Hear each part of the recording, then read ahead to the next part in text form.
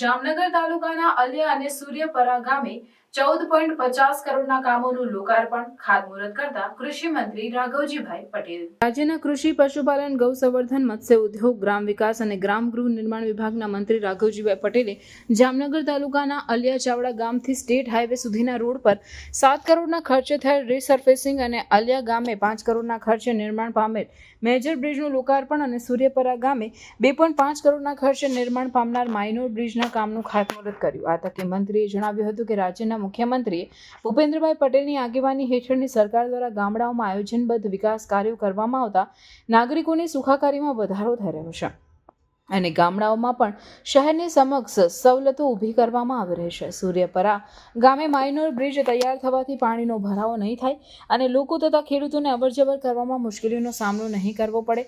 તેમજ અલિયા ચાવડા ગામથી state highway સુધીના રોડ પર રીસર્ફેસિંગની કામગીરી તથા મેજર બ્રિજનું નિર્માણ થયું છે. તેના થકી વાહન ચાલકોની સમસ્યાઓનો અંત આવશે અને લોકોનો સમય પણ બચશે.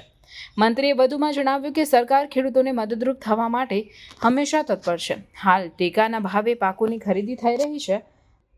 તેના થકી ખેડૂત મિત્રોના પાકના સારા ભાવો મળતા આર્થિક મદદ મળી છે. સૌની યોજના હેઠળ નદી નાળાઓમાં પાણી છોડવામાં આવતા ખેડૂતોને 2 સિઝનના પાકો લેવાનો લાભ મળી રહ્યો છે. ગામડાઓમાં પણ રોડ, રસ્તા, બ્રિજ વગેરે જેવા કામો થતાં નાગરિકોની સુખાકારીમાં વધારો થયો છે.